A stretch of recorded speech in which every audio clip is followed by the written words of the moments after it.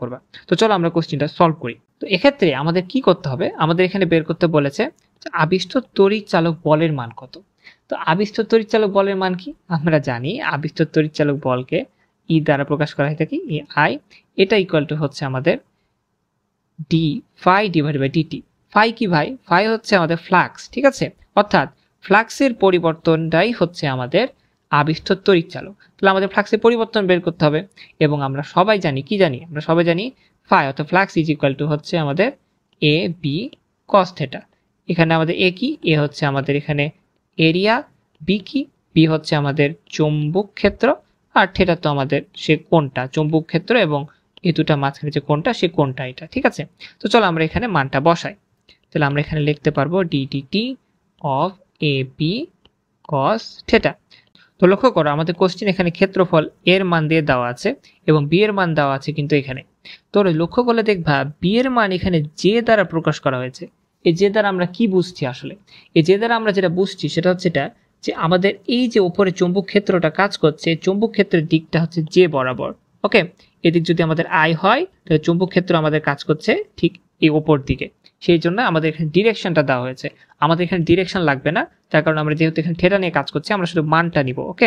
লক্ষ্য করো এখানে আমাদের এ হচ্ছে ধ্রুবকটা, এই ধ্রুবককে আমরা বাম পাশে নিয়ে চলে আসলাম, আমাদের এখানে থাকলো DDT of P cos theta. এবার একটা জিনিস লক্ষ্য করো, আমাদের এই যে বি, বি এ কিন্তু টি নামক একটি চলক আছে, অর্থাৎ আমাদের বি কিন্তু একটা চলক।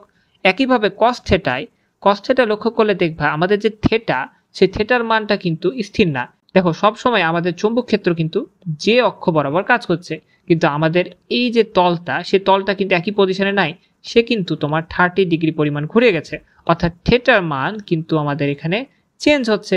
যেহেতু থিটার মান এখানে চেঞ্জ হচ্ছে, তাই আমাদের এক্ষেত্রে থিটাও কিন্তু একটি ভ্যারিয়েবল। সুতরাং আমরা এখানে কস থিটাকে আলাদা করে রাখতে পারি না। আমরা সবাই জানি যে আমরা যখন ডেরিভেশন করি ডিডিটি অফ সামথিং, ধরো ইউভি, সেক্ষেত্রে আমাদের দুটি চলক হয় ইউ এবং ভি, তাদের একটা সূত্র আছে। আমরা এখন সেই সূত্রটা এখানে প্রয়োগ করব। প্রথমে আমরা যে কাজটা করব সেটা হচ্ছে প্রথমে আমরা এখানে কসকে রেখে দেব এবং আমরা আমাদের যে চৌম্বক ক্ষেত্র তাকে ডেরিভেটিভ করব, আবার আমরা চৌম্বক ক্ষেত্রকে রেখে দিয়ে আমরা আমাদের কস থিটাকে ডেরিভেটিভ করব, ঠিক আছে। চলো আমরা এটা ক্যালকুলেশন করে ফেলি। এ তো এখানে থাকলোই, আমাদের কস থিটা জায়গায় থাকলো। এবার লক্ষ্য করো আমাদের যে চৌম্বক ক্ষেত্রের মান, চৌম্বক ক্ষেত্রকে যদি আমরা টি এর সাপেক্ষে ডেরিভেটিভ করি তাহলে অংশটা 0 আর এই অংশটা মান থাকে 10। তো আমরা এখন এটাকে 10 বসিয়ে দিলাম, প্লাস আমাদের এই যে চৌম্বক ক্ষেত্রের মান কত ছিল, চৌম্বক ক্ষেত্রের মান ছিল 0.5 প্লাস 10 টি। এবার আমরা কস থিটাকে অন্তরীকরণ করব। কস থিটাকে যখন আমরা অন্তরীকরণ করছি, লক্ষ্য করো কসকে যদি আমরা ডেরিভেটিভ করি তাহলে কি হয়, মাইনাস সাইন থিটা।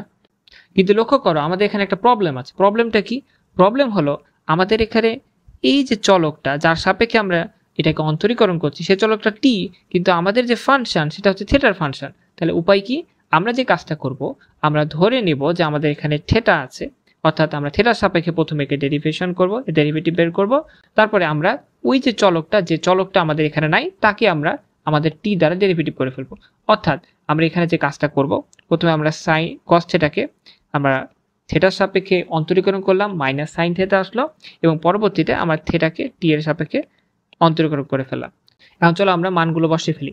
তো আমাদের এর মানটা 0.2, কস থিটার মান কত ছিল দেখো তো, থিটার মান ছিল কিন্তু আমাদের 30 degree into 10 plus 0.5 plus 10 into 0.1 into minus 30 into আমাদের এখানে বলেছে ডিডিটি অফ থিটা, অর্থাৎ টাইমের রেসপেক্টে আমাদের থিটাকে অন্তরীকরণ করতে হবে। এটা আসলে কি বোঝাচ্ছে দেখো তো, আমরা জানি ওমেগা ইকুয়াল টু হচ্ছে ডি থিটা বাই ডিটি, অর্থাৎ আমাদের এখানে বোঝানো হচ্ছে যে একক সময়ে কি পরিমাণ আমাদের এখানে থিটার চেঞ্জটা হয়েছে। লক্ষ্য করলে দেখবা এই অবস্থা থেকে যখন এই অবস্থায় আসছে তখন আমাদের কিন্তু 30 ডিগ্রি পরিমাণ থিটার চেঞ্জ হয়েছে, এবং এর জন্য আমাদের টাইম লেগেছে 0.1 সেকেন্ড। কিন্তু আমরা জানি যে থিটাকে তো আমরা ডিগ্রিতে নিয়ে আসতে পারবো না, এটাকে আমাদের রেডিয়ানে প্রকাশ করতে হবে π/6। তো আমরা সেই জিনিসটা এখানে করব, সেটা হচ্ছে π/6 পরিমাণ আমাদের যে কোণের পরিবর্তন ঘটেছে, এবং সেই পরিবর্তনটা ঘটেছে 0.1 সেকেন্ডে।